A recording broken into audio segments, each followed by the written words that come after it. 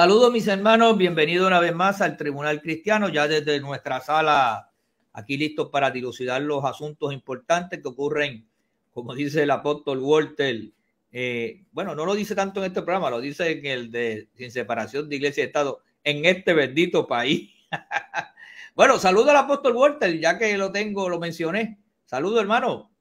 Dios te bendiga, pues ya tú sabes, aquí para hablar de las cosas que ocurren en este bendito país, que oye, que esto es como los paños de Malva, uno quita otro puesto. A ver, saludos distinguido sacerdote, sacerdote canónico y licenciado del Estado Libre Asociado de Puerto Rico, el padre Carlos Pérez Toro.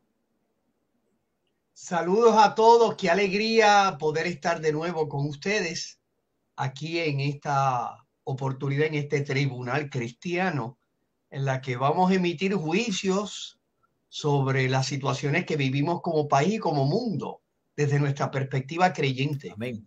Aquello que nos interesa como creyentes. Le invitamos a que se Sin suscriba duda. a nuestro canal de YouTube como Apóstol Ricky Rosado. Ahí tiene todo lo que hacemos. También en mi página de Ricky Rosado. Y nos puede seguir en el Twitter como @Apóstol Ricky.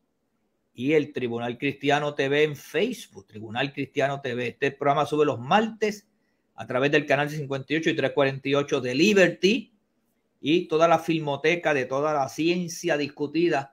Si usted quiere aprender de temas diversos de esto, como dice el padre Carlos, que nos interesa a nosotros los creyentes, la defensa de la libertad religiosa, la libertad de expresión y de su fe, pues nada, vaya ahí a Tribunal Cristiano TV y compártalo con otras personas para que nuestra gente se eduque. El propósito de nosotros es educar, discutir las situaciones y ver cómo está todo.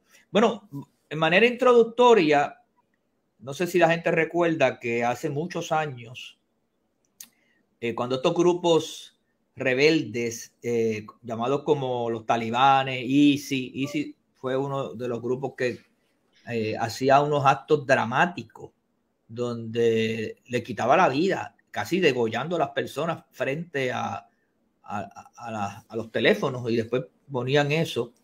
Dramático no, corrijo, salvajes, Salvaje. porque eran Tiene toda la salvajes. razón. Tiene toda la razón. Y el mundo lo repudiaba y hubo creyentes que fueron mártires. Hubo un suceso esta semana donde el Papa Francisco, con el líder máximo de una de las iglesias de Egipto, tuvieron un conversatorio, y el más que sabe de ese asunto que nos puede informar es el padre. Por favor, padre, pónganos en posición de análisis.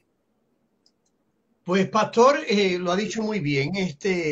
Estos 21 jóvenes, 20 eran egipcios, uno era africano de Chad, de una de las repúblicas africanas.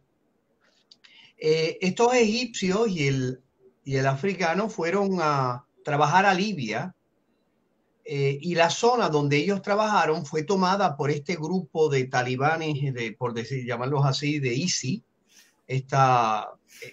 Realmente yo no encuentro palabras para describir a este grupo, a esta banda de criminales, que además han demostrado que son unos cobardes, y cuando están ellos, ¿verdad? Son grupos amplios, pues se enfrentan al mundo entero, pero cuando están solos huyen como cobardes, ¿verdad? Como sucedió con la muerte del líder de este grupo, que cuando vio que los americanos estaban acercándose para arrestarlo, huyó con su esposa y sus hijos y se escudó detrás de ellos. O sea, este tipo de grupos, ¿verdad? Criminales, banda mafiosa.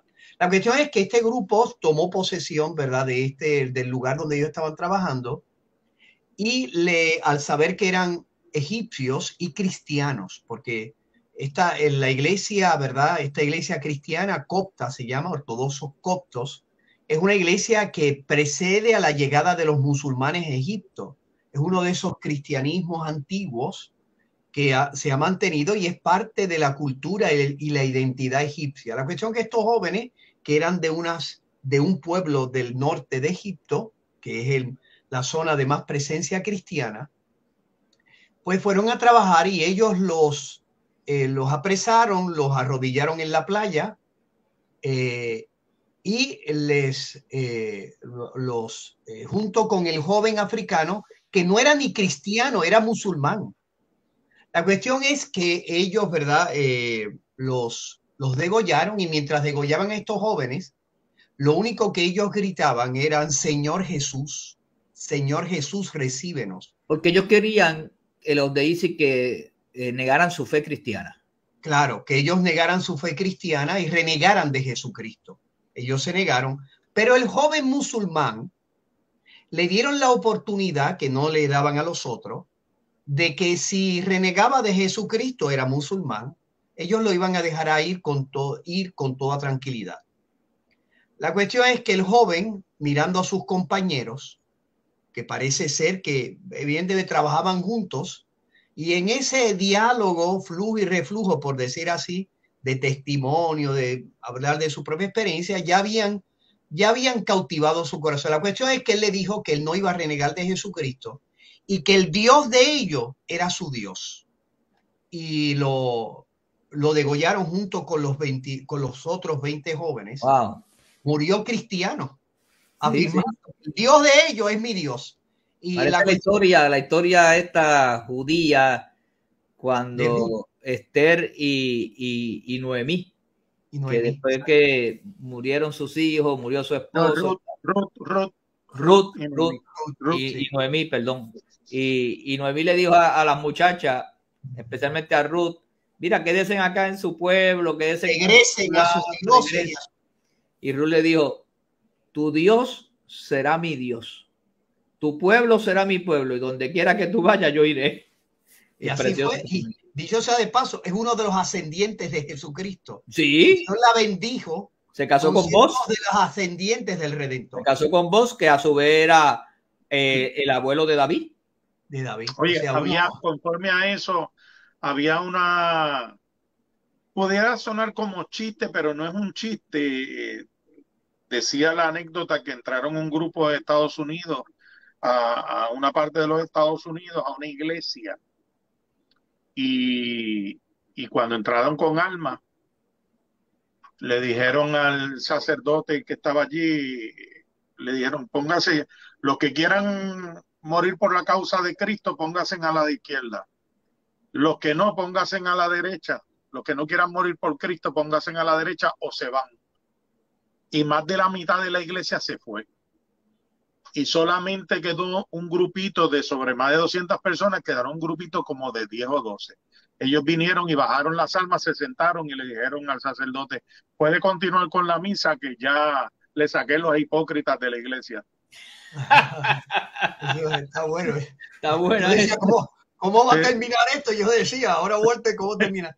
No, pero es que bueno. Déjame decirte, la demostración de ese, no, me imagino joven, no sé, o persona, de ese último momento. Por eso es que yo siempre digo que toda potestad es del Señor de la salvación. En ese último momento, él reconoció que era Dios. Oye, se pudo haber salvado y ellos no lo sabían porque murieron. Ya los habían matado, pero él no. Fíjate bien el compromiso, la fidelidad y lo que le demostraron ellos a él, porque para que hubiera ese cambio en su corazón, ellos, los que murieron primero, testimonio de lo que es el testimonio vivo de eso, de su fe. Y él dijo: ven acá, esta gente son unos bravos, murieron por la causa, yo aprendí de ellos, cómo yo los voy a, ¿verdad? Y uno especulando el pensamiento de... No, es que es una enseñanza tremenda esa anécdota que trae. Imagínate, un musulmán que se convierte al cristianismo en el último momento de su vida, dio testimonio de lo que significa dejarlo todo para seguirlo. Como dice Walter, a lo mejor yo que tengo tantos años en el cristianismo, no le llego ni al dedo gordo de ese creyente que afirmó a Jesucristo al final. A mí mismo me da vergüenza. Eso, padre, como dice el apóstol Walter, a lo mejor esos otros compañeros de trabajo nunca en conciencia en el mundo terrenal supieron de que habían calado tanto en el corazón de él y que ya le había profesado a Jesucristo, que sino en ese momento confesó a Jesucristo como su Señor y Salvador. Cuando ellos llegaron al cielo, dijeron: adiós, tú también aquí. Yo ¿Qué tú también. haces? ¿Qué tú haces aquí? Voy a adorar al Dios de ustedes, que es mi Dios. A ver. Pero dicho sea de paso, la Iglesia Católica, ¿verdad? En diálogo con esta otra comunidad cristiana que no está unida a la Iglesia Católica, pues la cuestión es que la Iglesia Católica a nivel universal va a reconocer como, ¿verdad? En la categoría católica, mártires, testigos de la fe, a estos hermanos nuestros que aunque no eran católicos, pero dieron el testimonio supremo de lo que significa ser cristiano. Felicito a la Iglesia Católica y al Padre en ese gesto de amor y de reconocimiento. Así debe ser. Bueno, el tema, vamos para acá ahora. Para acá, vamos a discutir los temas nuestros.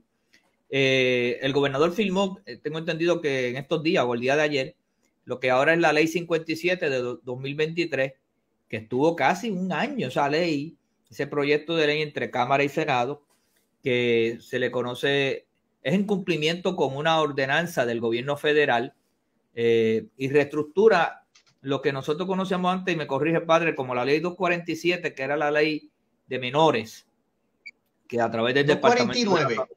249. Sí. 249. Que era la que el Departamento de Familia utilizaba como base o plataforma cuando tenía que intervenir con una situación de menores. Ahora se llama Family First y el nombre es bonito, la familia primero. Y escuché a la secretaria a Cienín Rodríguez, la secretaria de Familia interina, explicando que es una ley mucho más amplia, que no deja de atender la situación con los menores, como era la 249, pero que a su vez le da facultades al Departamento de Familia de ver a la familia como un todo, manejar otros aspectos que antes no se atendían de la manera más directa, como por ejemplo cuando la familia tiene un miembro que está en problemas de drogas, ¿verdad? Sustancias controladas, alcohol, todo ese tipo de cosas. Ellos ahora pueden ayudar con esta ley a la rehabilitación y no tienen que depender de otra agencia que lo haga. O sea, que está ANSCA y hay otras agencias, ellos pueden intervenir con sus recursos porque esta ley le da un dinero adicional que estaba detenido. De hecho, se perdió en ese año, como 50 o 60 millones de dólares. Pues todos los meses se perdían de 10 a 15 millones porque no se había firmado la ley, era parte del compromiso. Y que pues va a poder asignar más recursos para trabajadores sociales, técnicos, y se va a ver la familia en todos sus aspectos. Pero hay algo que me gustaría que el padre explicara de esa ley, porque tuvo algunas controversias, por eso que se tardó tanto. Y por qué no decir también que yo noto que esta legislatura no está organizada, no está ordenada, ya casi a 3 años.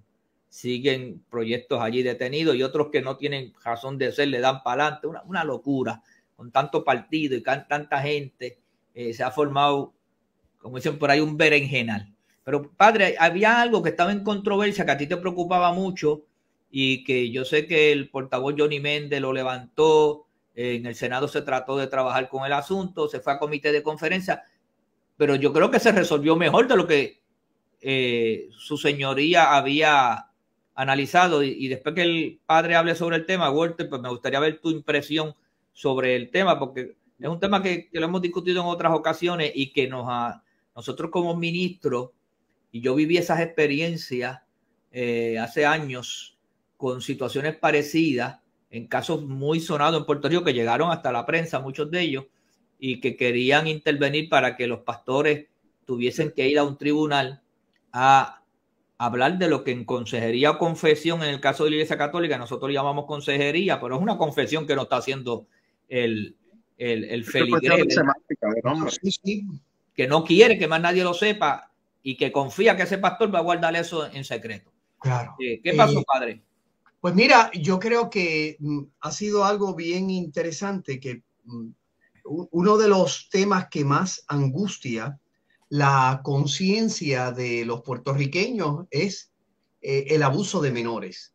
Y uno de los problemas que había era que la ley 249 solamente preveía que el único privilegio que se podía invocar en un caso que tuviera que ver con abuso de menores era el privilegio abogado-cliente. Fuera de ese privilegio, todos los otros quedaban anulados y por lo tanto la persona no podía invocar el privilegio para no dar la información que en el contexto de la confesión sacramental o de la consejería espiritual, pudiera un creyente darle a su pastor o a sacerdote. Eso provocaba muchos problemas. De hecho, ha provocado muchos problemas en los Estados Unidos, donde la Iglesia Católica específicamente se ha tenido que ver enfrascada en casos que han llegado a los tribunales superiores de cada uno de esos estados. Por ejemplo, Luisiana, hubo un caso muy famoso que tenía que ver con estas cuestiones de abuso sexual. Además, de nuevo, tiene un alto valor social la protección de ese privilegio penitente, sacerdote, creyente, pastor, porque imagínense, laceraría la capacidad que tiene un creyente que ha cometido una fechoría de reconciliarse con Dios, habiendo otros medios más eficaces para poder acertar la responsabilidad de un ¿verdad? Criminal. La cuestión es que esta nueva versión que ha hecho esta ley, que a mí me preocupaba grandemente, porque un sacerdote puede ir a la cárcel, puede ser martirizado, y la información que él adviene en razón de la confesión sacramental no la puede decir a nadie, aunque tenga que dar la vida por ello. Entonces eso provocaba una situación de a nosotros los sacerdotes nos exponía a terminar preso. De nuevo, eso no tiene que ver nada con la responsabilidad que tiene un sacerdote o cualquier otro pastor de una información que han tenido fuera de ese contexto, de notificar a las autoridades, y si vienen a conocimiento fuera del contexto sacramental, y de hecho los sacerdotes lo hacemos como lo hacen los pastores. La cuestión es que la nueva versión, gracias a Dios, resuelve este asunto y pone que los privilegios, ya no dice que están, solamente se protege el privilegio abogado-cliente, sino que todos los privilegios, la persona que ostenta ese privilegio puede renunciar a ello y de compartir la información con las autoridades públicas sin que eso tenga consecuencias civiles o criminales. O sea, ya no es que te obligan. Ahora tú, cada uno de los privilegios que son, no es uno, son, qué sé yo, psicólogo con cliente, abogado con cliente, son esposa. Pero una pregunta que te hago. En el caso de la doctrina católica, como tú bien has dicho, el sacerdote no puede o no debe en ninguna circunstancia decir en la confesión si es algo que amerite, por ejemplo, resolver un caso o algo así. Se supone que no. No puede. No puede, porque la idea es que él, o sea, la idea teológica de la Iglesia Católica es que el sacerdote está escuchando la confesión no como ser humano, por decirlo así, sino que lo está escuchando en nombre de Cristo. O sea, es una información que no le pertenece a él, le pertenece a Jesucristo. Es como si la persona individualmente se comunicara con Jesucristo, ¿verdad? Y mantuviera una relación con él. En el caso de la confesión sacramental, en la doctrina católica, la idea es que el feligrés está comunicando con Jesucristo utilizando un intermediario sacramental. En el caso, Walter, a lo mejor no, es una pregunta que quiero hacer conforme a eso. Es que me creó una duda, y probablemente el que esté viendo le crea una duda. No una duda, sino una percepción. Por ejemplo, partiendo de esa premisa y utilizándote a ti, ¿verdad? Para no utilizar a nadie, tú como sacerdote católico, dijera, para yo resolver este caso, un caso tan importante, y tú te sientes tan agobiado entre la espada y la pared, y tú vienes y lo confiesas, por decir, tú declaras, mira, pasó esto, aquello, lo otro, más allá, ok, con la ley tú no tienes problemas, pero tendrías problemas en el caso de sacerdote con la iglesia. ¿Sacerdote con la iglesia en qué sentido? No, por ejemplo, te estoy poniendo de ejemplo tú. Hay un caso de alguien te confesó un homicidio y para resolverlo... claro, y yo, aunque no me lo piden las autoridades civiles, yo voy allá y digo, mire, esto yo lo escuché en confesión sacramental. Claro, a nivel de la Iglesia Católica recibirías la pena máxima, que es la pena de excomunión. Tienes consecuencias. Tú tienes consecuencias con la Iglesia. Con la Iglesia. Recuerde, pero no con la justicia.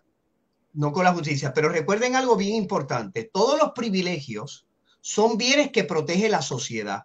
Por ejemplo, en el caso abogado-cliente, es que si no es sincero con su abogado, ese cliente no puede ser defendido adecuadamente. Entonces, ¿cómo protege eso?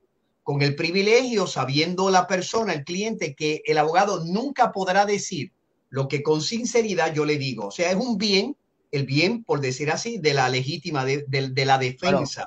Pero por la en el caso, espérese un momentito, sí, pastor, en el caso del sacerdote, es un bien fundamental de un ser humano, que es el de la libertad religiosa, en su relación con lo divino. La sociedad entiende que es un bien de tal alta categoría que para acceder a la verdad hay otros medios eficaces y por lo tanto ese medio, porque si no se laceraría ese bien fundamental en la conciencia de un criminal, porque no le diría nada a un sacerdote en ninguna circunstancia, porque lo puede soplar antes y me va a afectar a mí. Pero en el caso, son bienes que se quieren proteger. En el caso nuestro pastoral, y yo sé que por eso era que iba por la línea de Walter, si alguien viene y donde uno y le dice en su furia, en su falta de moral, ¿verdad? Y tan pronto salga de aquí, voy a ir a casa y voy a matar a mi mujer. A ver, pero eso es distinto, eso no es confesión sacramental. En el caso tuyo, no, porque porque eso no es confesión, pastor. Ahí yo no estoy confesando un pecado, ahí yo le estoy diciendo a él, le voy a meter un tiro a mi mujer. Es una amenaza, eso es una amenaza. Eso no es que yo maté a mi mujer, le confieso que lo maté. Es que yo voy a cometer un delito, eso es otra cosa. Okay. El acto se tiene que haber cometido. Por eso era que yo quería hacer la pregunta cometido ya. Para hacer confesión se tiene que haber cometido. Claro, no él puede confesar, yo he tenido la intención de matar. Son dos cosas distintas, ¿entiendes? Aquí yo tuve la intención de pegarle un tiro a mi mujer, no, le voy a pegar un tiro. Ahora, en el caso de los sacerdotes, es una zona un poco gris. Porque, claro, ¿hasta qué punto eso es una confesión sacramental de una intención malévola que quiere realizar y quiere reconciliarse con Dios, pero no tiene propósito de enmienda? Es una zona gris. Es una zona gris que en el caso de los sacerdotes, de nuevo, tal vez en el caso de la consejería espiritual, que yo puedo estar dándola también, y no confesión, la consejería espiritual sería de otra categoría y tal vez yo tendría mucha más flexibilidad en cosas como esa. En esta, recuerde, la idea es que el penitente está hablando con Jesucristo y yo le estoy prestando los oídos. En la configuración católica, no uso esto como para decir esto es, sino para que puedan entender el contexto católico en el que se inserta un sacerdote que siente que aquí yo estoy prestando los oídos, pero esa información no es mía, es de aquel que es el que perdona los pecados, por decir así. Y una pregunta, porque siempre yo he tenido esta inquietud y en base a eso, cuando nosotros sabemos algo, por ejemplo, viene este fulano, este hermano, viene y me dice, yo violé a mi vecinita de 6 años. Eso es una confesión y tú sabiendo que tienes a ese agresor sexual, no lo confiesa, ¿cómo queda uno como persona? Vamos, más allá de la imposición, o sea, porque te ponen prácticamente una mordaza en tu poder tratar de sacar a un ofensor sexual de la calle y a causa de eso no lo puedes decir. Entonces sigues manteniendo sin prueba a ese ofensor sexual en la calle. Es lo mismo que tiene un abogado cuando su cliente le dice, yo violé a esa niña de 6 años. Es verdad. Y la violé y después le arranqué la cabeza. Claro, el abogado va a tener que defenderlo y no puede dar público esa información. En la misma angustia que puede sentir un abogado, la siente también un sacerdote. Pero el abogado puede bregar de otra forma porque puede, por otro lado, darle información al fiscal a través de otra persona. No. Eso no es que hay un subterfugio, no es absoluto. Y tiene consecuencias. Lo que puede ser como abogado, lo que tú puedes hacer, me corrige el padre que es abogado, decir, mira, este caso yo no lo voy a llevar. no lo voy a llevar y te recomiendo que te entregues. Puede decirlo. Lo mismo un sacerdote cuando tiene a su penitente, le puede decir, mira, han acusado a una persona inocente, que la van a justiciar, la van a colgar, ¿verdad? La van a fusilar, por decir así. Tienes la obligación de que esa persona inocente no pagues. O sea, busca las maneras, incluso no acusándote, de intentar salvar al inocente, porque es una obligación. Hace 20 años yo pasé por una situación tal vez igual y la persona que me lo confiesa terminó. El motus propio un día vino, como a las 2 o 3 semanas después que hablamos y oramos y todo, me dijo, yo voy a entregarme. Y se entregó y cumplió cárcel. Y obviamente, pero en ningún momento, pues no se sabía nada. Es más, cuando llega al cuartel, que yo lo acompaño, le digo, ¿tú estás seguro que tú fuiste? Porque no había evidencia, no había nada. Claro. Como decía uno, como decimos acá, colín colaba, porque no había evidencia, nadie sabía, pero la conciencia de él, una vez que recibe a Cristo, la conciencia de él, entonces cuando se entrega, y como no había caso, le echaron, ya cumplió, creo que le echaron 5 años. Pero de nuevo digo, son bienes que la sociedad, la nuestra, considera que son bienes que deben ser custodiados.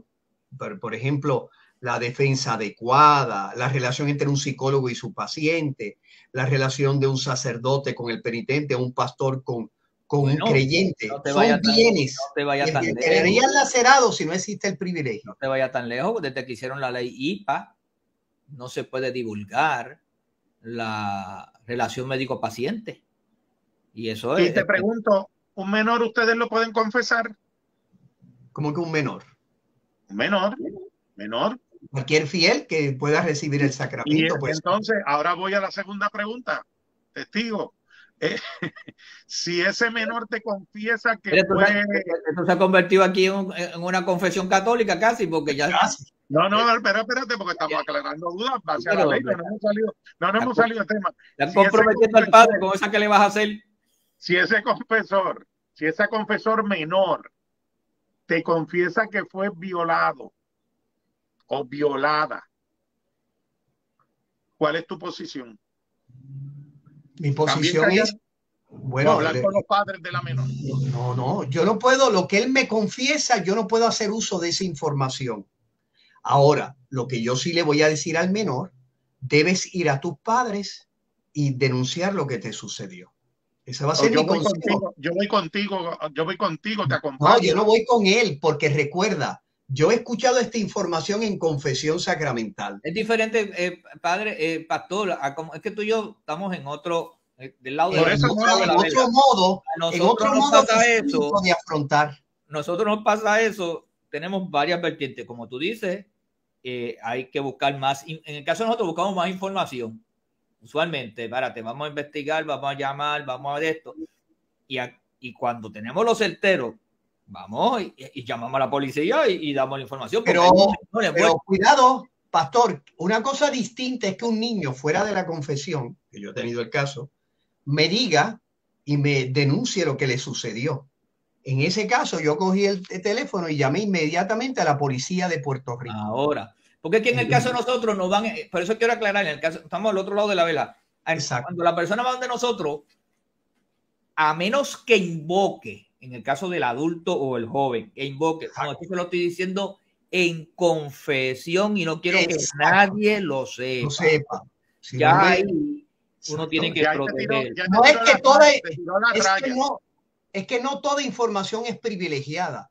Si yo yo soy, qué sé yo, el párroco aquí, y como me pasó, una tía me dice, le pasó esto a la niña, yo le diga, inmediatamente vamos a comunicarnos con las autoridades. Así lo hicimos, y la niña vino donde mí y me dijo lo que había pasado. Por supuesto, inmediatamente se lo dije a las autoridades. Porque ya ahí no vinieron en confesión sacerdotal, no vinieron a buscar la ayuda. Exacto, y saben que tú eres abogado también. Saben que tú eres abogado. Bueno, pero vamos a otro tema porque Family First no, del Family First, yo sí quiero decir algo que me preocupa y que yo lo había dicho en el proceso en este proceso legislativo. Gracias a Dios incorporaron algunas de las inquietudes, por ejemplo, de utilizar la palabra patria potestad en vez de responsabilidad paterna, y una serie de cosas que hicieron, que añadieron, aunque dejaron alguna. Pero esta sí es peligrosa, y yo lo insistí que eso se debía eliminar y no era necesario. Escuchen bien. Ponen entre las definiciones que da la ley, hay una que se llama corresponsabilidad. Corresponsabilidad. Miren lo que dice. Acciones o responsabilidad compartida entre dos o más personas naturales o jurídicas conducente a garantizar el ejercicio de los derechos de los menores. La familia, la sociedad y el Estado son corresponsables en su atención, seguridad, cuidado y protección. La corresponsabilidad y la concurrencia aplican en la relación que se establece entre todos los sectores e instituciones del Estado.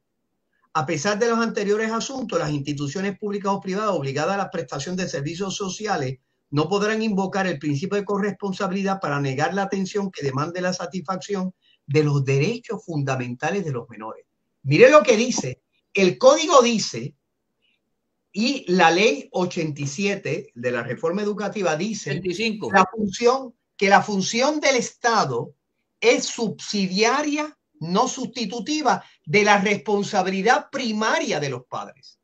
En este caso, está diciendo que todos concurrimos, estamos al mismo nivel. Y por lo tanto, ¿qué quiere decir eso? Escuchen bien.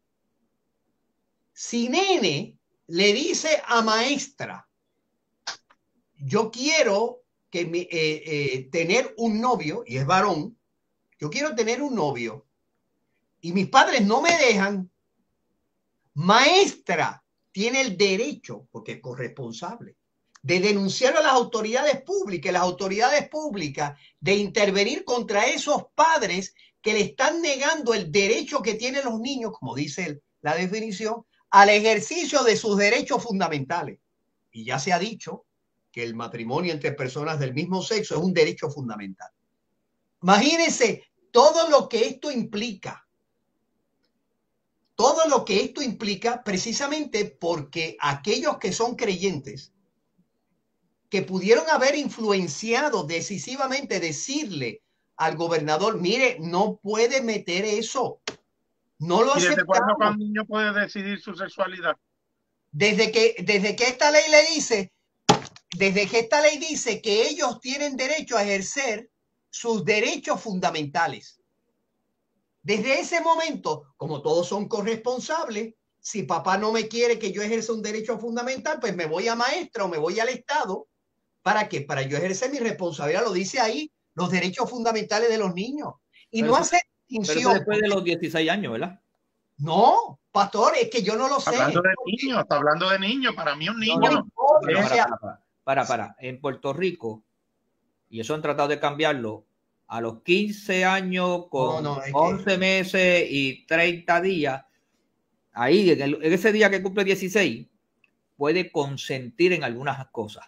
No, pastor, es que ya eso, o sea, ustedes no se dan cuenta que las leyes tienen consecuencias de cambiar unos modos de proceder que nosotros teníamos claro. Si un niño a los 8 años le demuestra al juez, porque es el juez el que va a decidir, que entre los padres que exigen esta acción y el niño que exige otra, quien va a tomar la decisión ya no es en el respeto a la decisión de los padres, y que solamente si hay un interés apremiante y no existe un medio menos oneroso, se le va a negar, se va a pasar por encima de la responsabilidad paterna. Ahora no. Ahora dice que todo el mundo está igual, y ahora dice que los niños tienen derechos fundamentales, y niño es todo menor de 18 años. No hace distinciones entre 16, etcétera. ¿Qué significa? Según la definición que aquí da. Significa que si un nene de 9 años o 10 años dice, yo voy a fumar, digo, yo estoy poniendo estos ejemplos para que la gente vea las consecuencias, no es que esto, yo voy a fumar, papá dice que no. Nene va a trabajadora social, yo quiero ejercer mi derecho, mi vida, yo soy el que decido de mi salud, no son mis padres. Van al tribunal, el tribunal va a balancear y va a decir, bueno, nene tiene razón, papá y mamá, déjenlo, que él tiene derecho a fumar. Así Ahora, sí, No. digo, eso sería inconstitucional, pero tendría que aprobarse en los tribunales. No, y yo sé que la de Oye, fumar es un pero poquito si más- no puede, él no puede comprar, no puede ir al colmado a comprar una caja de cigarrillos.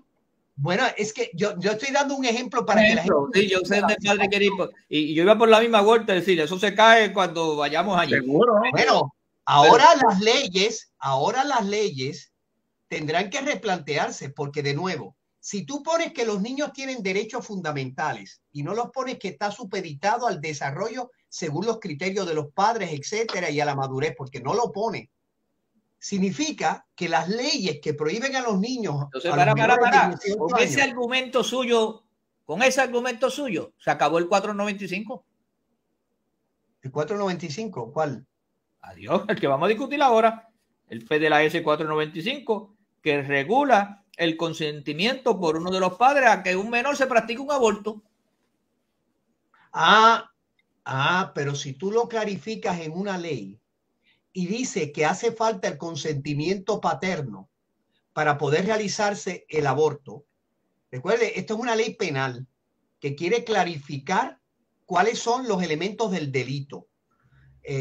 Si tú lo pones, alguien tendrá que cuestionar que eso es inconstitucional, pero no lo podrá, porque ya el Tribunal Supremo ha dicho específicamente sobre eso, que los menores no se le puede dar un veto absoluto, dice el Tribunal Supremo, y que siempre se tiene que dejar la salida de los tribunales para que decida en este asunto, cuando decida sobre estos elementos, que ya no es un derecho fundamental, dicho sea de paso, que ya no es un derecho fundamental.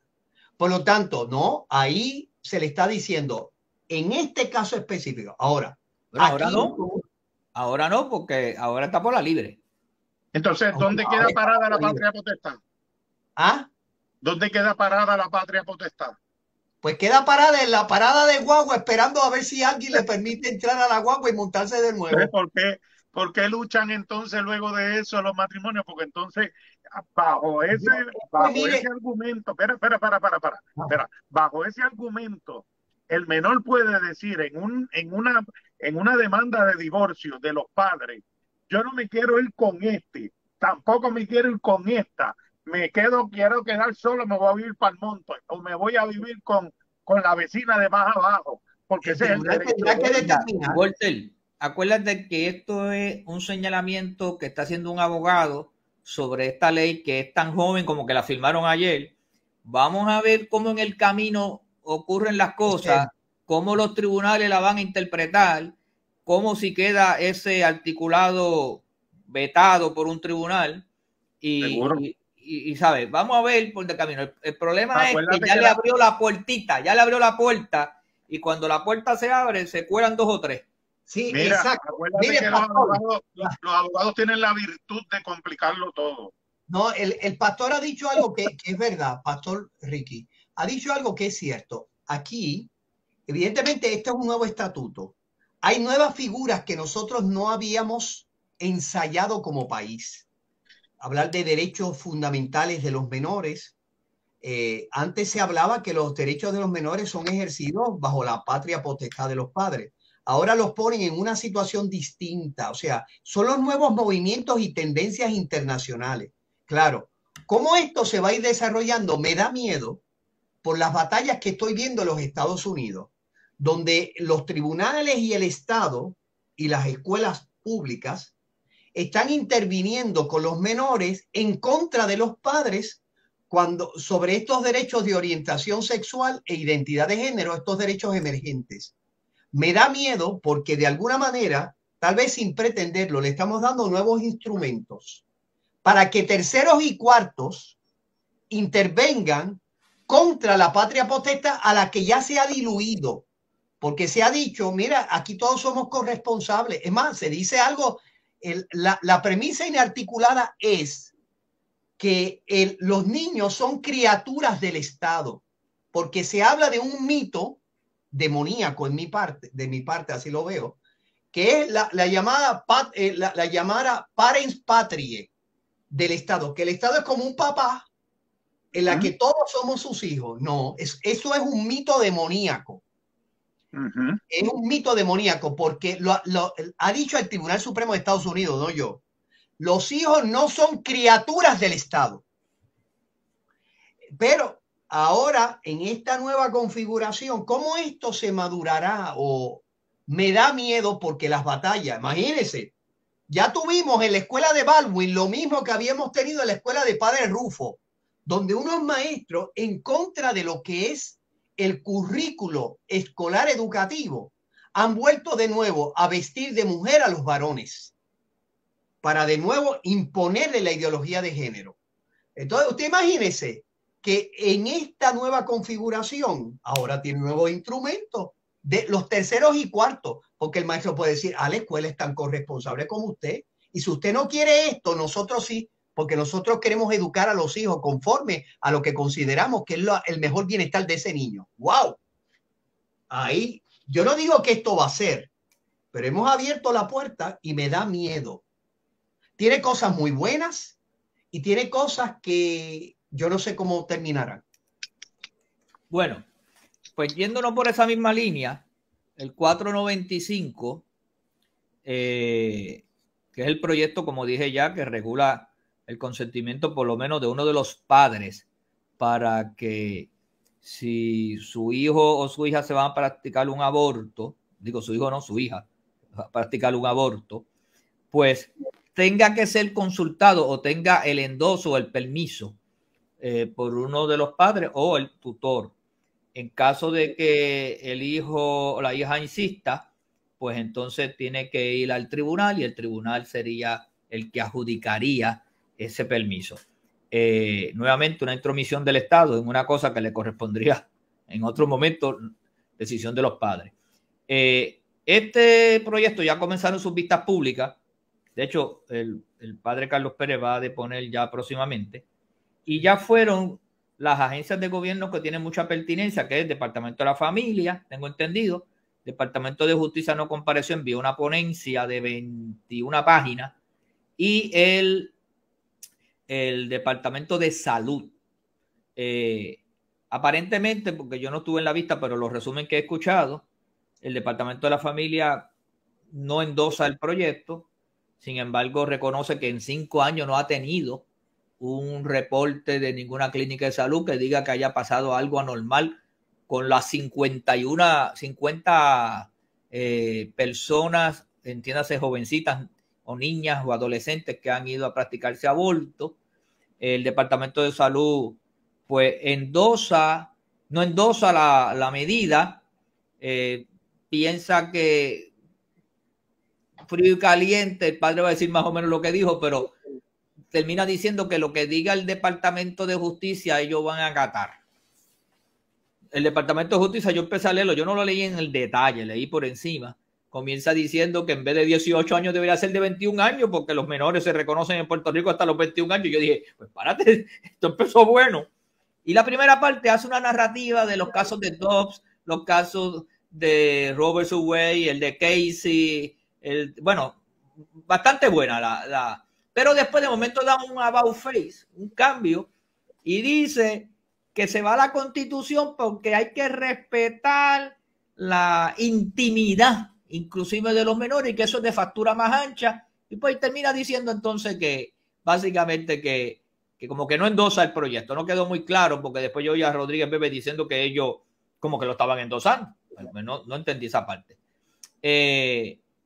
Pregunto, para cuestión de discusión, son menores y en Puerto Rico un menor para sacar la licencia necesita la autorización de sus padres, para viajar inclusive necesita autorización, para irse a hacer una intervención médica invasiva y no invasiva necesita sacarse una muela, sí, todo lo que sea. Inclusive si va al pediatra, cosa, el doctor y todo, el doctor no tiene atiende, ningún doctor te atiende. Acompañado con un adulto. ¿Cómo ustedes ven esto? Que se veía que era una medida plausible, que todo el mundo iba a entenderlo, porque ¿qué padre no quiere saber lo que está pasando con sus hijos? E inclusive es una de las formas de atajar, que yo difiero del Departamento de la Familia que dijo que este tipo de medidas o del de salud lo que propone es que un padre vaya con la muchachita ocultando el incesto para practicar un aborto, y yo pienso que lo contrario, que ahora la familia se va a enterar, y hay padre o madre se va a enterar, y ahí entonces van a venir a reclamarme acá, ¿de dónde salió este embarazo? Y se puede descubrir al ofensor. ¿Cómo tú lo ves? Déjame oír la parte legal de nosotros acá y después oír la parte legal tuya, padre. ¿Cómo tú lo ves, Apóstol Walter? Pero yo voy a empezar con algo que yo llevo diciendo añísimos años, tanto en este programa como en el programa de radio. Y tengo aquí, porque yo le había hecho el 29 de abril del 2021, yo le había hecho un requerimiento en base de nuestros abogados, el licenciado Juan Gao, al secretario de Salud, en base de que habían unas estadísticas de más de 600 y pico de menores de 15 años a menos que habían abortado. Yo le hice una serie de reclamos, parte de todo, le pedí que me enviaran un desglose individualizado por edades de menores de 15 años que se realizó un aborto desde el 2001 al presente, a aquel tiempo. Y una serie más, la carta yo te la puedo hacer llegar, es una carta que nosotros la hicimos pública, y una serie de requerimientos, el cual él terminó contestándome después de casi 2 meses, diciéndome que a través de la ley LIPA y qué sé yo, y lo otro, no podía otorgar, y yo no quería los nombres de las personas. Yo lo que quería es que me dijeran cuántos menores de esos fueron acompañados de sus padres. Pero no hubo contestación de parte del gobierno. No, porque es que no tienen la estadística, por eso que no te la dieron. Por eso no, ellos tienen un número, pero ellos no saben dentro, ellos vienen y te dicen de tal edad a tal edad, por decir, de 12 a 15. Oye, de 12 a 15 está 12, 13, 14 y 15. Entonces los encajonan todas ahí. No sabemos cuántos eran de 12. No sabemos si la mayoría era de 12. O sea, te ponen, o sea, dentro de todo esto, siempre ha habido un misterio. Nosotros llevamos añísimos tratando de que ya que no se puede eliminar el aborto, tratar de regularlo desde mucho antes, y ahora último con el proyecto de Naida Venega, que es el 950, y después todos aquellos proyectos, pero aquí no se ha podido hacer nada. Este proyecto es un proyecto friendly. Este es un proyecto que no debe crear controversias. Este es un proyecto que se debe ver al amparo de la luz de que el padre tiene para hacer cualquier cosa, tiene la potestad. Cuando digo padre, estoy hablando de padre y madre. Tienen la potestad, o el que tenga la custodia, el tutor, porque hay veces que se ha muerto el padre o la madre, lo abandonaron, lo tiene la abuela o la tía. Esa es la que tiene la custodia, y el que tiene la custodia legal pues debe acompañar en cualquier procedimiento, si una muela, el apéndice, el hospital, lo que sea, lo acompaña. ¿Y por qué no dentro de este proceso? En base al subterfugio de que el violador o el padre que comete incesto sea el que lo lleve, pues muy bien lo dijiste, muy bien lo explicaste. Ok, va a llegar el momento donde la familia se va a enterar, donde la esposa se va a enterar, donde en un momento aquí lo único que se tiene que ver quién es el que tiene hay patria potestad compartida, pero hay patria potestad que los tiene el padre o la madre. Entonces, en ese caso sería el que tenga la patria potestad. La patria, una pequeña aclaración, la patria potestad es de los padres. De los padres, perdón. La custodia, perdón. Puede ser compartida, puede tenerla solo uno. Aceptada la aclaración. Pero padre, perdóname, pero legalmente yo sé de casos que le han quitado la patria potestad. Sí, se la pueden quitar. Sí, se queda pero son los menos, pero son los menos. El Código Civil presenta una serie de indicaciones, razones para quitar la patria potestad. Sí, son los menos. Y son, o sea, es un quantum de prueba, entre comillas, por decirlo así, que es bastante alto las exigencias, porque quitarle la patria potestad a un papá, que dicho sea de paso, te puede quitar la patria potestad y tienes que seguir pasando pensiones, no es que te libra Sí, de la sí, no que te responsabilidad. exonera, no es que te exonera, la obligación es la obligación.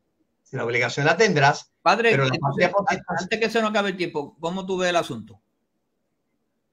Bueno, yo honestamente, yo creo que la propuesta es excelente. De nuevo, me frustra e indigna esa especie de conturbio entre estos departamentos públicos que se ve que es parte de una especie de, de una cosa concertada. O sea, ellos tienen una cosa concertada, lo que diga el otro dice, bueno, pero estoy en contra, porque le estamos lacerando los derechos fundamentales de las niñas. Sin embargo, si se cumplen las condiciones, que uno nunca sabe cuáles son, que yo estoy aquí diciendo, pues entonces sí, pero no, pero tal vez. Es realmente penoso lo que la exposición del secretario de Justicia. Sí, pero acuérdate que el gobernador lo ha dicho en otras ocasiones, que no importa lo que ellos digan, él es el que tiene la última. Oye, pastor, usted imagínese que el secretario de Justicia esté públicamente abogando por la independencia y buscando todos los medios, ¿entiende? Y dando todo su parecer jurídico porque la estadidad es imposible. Yo quiero saber si el gobernador no votaría a ese secretario de Justicia que se opone a lo que es su política pública, que es adelantar la estadidad. Pero en este asunto, que es más importante que la estadidad, que es la defensa de la vida humana de un país que está envejeciendo, él con esa ambigüedad, no, pero yo pienso, yo voy a pensar distinto, etcétera, no. El gobernador es tan responsable de lo que estos dos irresponsables, el secretario de Justicia y el secretario de Salud, están haciendo, porque no hay ninguna razón jurídica para oponerse a este proyecto, que lo único que garantiza es que los padres puedan ejercer su responsabilidad con los menores de edad y que las consecuencias las van a sufrir ellos, los padres, porque no lo va a sufrir el gobernador con su ambigüedad o estos dos, ¿verdad? Que están promoviendo el aborto de una manera irresponsable, con argumentos jurídicos que no se sostienen. En el caso del secretario de Salud, la abogada que fue allí daba pena de decir que la ley 29 o 27 del 1992 resuelve ese asunto. Eso es completamente, por no decir falso, es incorrecto. Esa ley no protege la responsabilidad de los padres con respecto a sus hijos en el contexto del aborto. Pero así estamos. Y de nuevo, me parece indignante, y lo digo públicamente, que el gobernador de Puerto Rico esté diciendo, no, pero ellos, casi como si ellos estuvieran actuando por su cuenta y que él es el que al final va a salir como el héroe de la película. No, porque él no lo hubiera permitido en otras cosas y hubiera exigido lo que tiene que ser, que los secretarios respondan al que responde al pueblo, que es el gobernador. Y a lo que debe ser de que el secretario no ha comparecido y mandó una ponencia. No, sí, el secretario es... No, sí, te pregunto. una ponencia a su nombre, porque pregunto, al que se convoca es el secretario de Salud. Si él no quisiera ir, el secretario de Justicia puede enviar a la subsecretaria. Puede enviar que quiera, pero si pero tiene que contestar toda la pregunta a nombre de él. Sí, pero la legislatura tiene el derecho de decir, usted secretario tiene que asistir. No puede enviar terceros y cuartos. Usted tiene que... Lo puede bueno, hacer, pero si lo delega con el mismo poder que él tiene, que puede... No, pero sí, pero la legislatura puede convocar a quien quiere.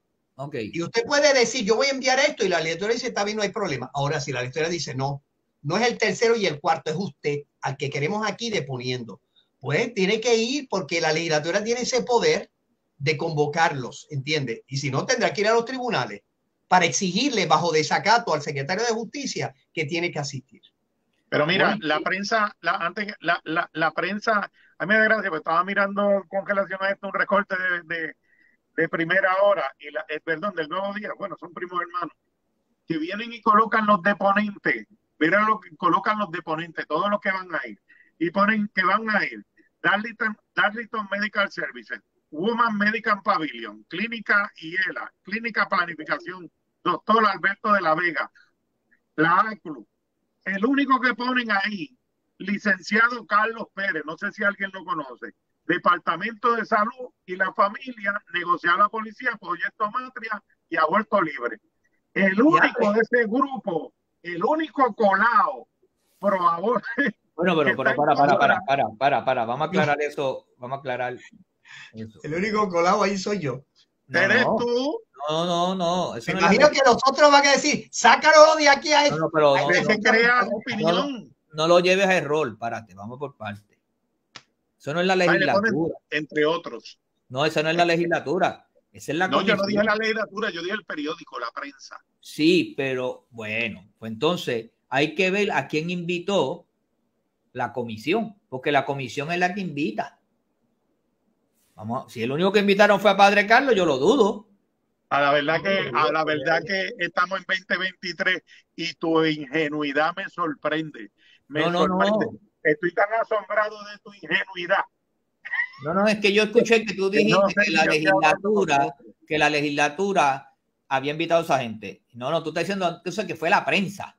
La prensa colocó, pero lo que te acuerdas, la pista pública será presidida por Roy del Berry y entonces le ponen todos los citados, pero curiosamente el único que está en contra del aborto se llama Carlos Pérez Toro. Sí, no, y tienen que haber otros invitados que sí, pero no lo ponen. No lo ponen. El punto porque es que mira, ponen uno nada más. Sí, tiene que. Me imagino que está Provida, Carlos Sánchez. No, bueno, en el tracto del periódico me parece. Lo pone Walter porque ellos quieren vender el periódico con polémica. Entonces ponen, y a este fundamentalista desequilibrado hasta para allá vamos. ¿Cuándo te toca? ¿Cuándo te toca? Para que vamos para allá. El 22 me parece, el 22 de mayo. El 22 de mayo es el lunes. Vamos para allá con el padre. No, pero este lunes no, el de más arriba. Bueno, pues yo estoy en Santo Domingo. ¿El 29 entonces? El 22, este lunes, mañana es 13, domingo 14, lunes 15. Yo estoy diciendo el lunes 22, yo no estoy diciendo otra cosa. Ah, no, no es el próximo lunes. No, el 22. Yo estoy en República Dominicana para esa fecha, así que oraré por ti. Que la pases bien allá. Dios me los bendiga. Bueno, nos vemos. Bendiciones. Dios los bendiga. Un abrazo. Amén. Muchas gracias a todos.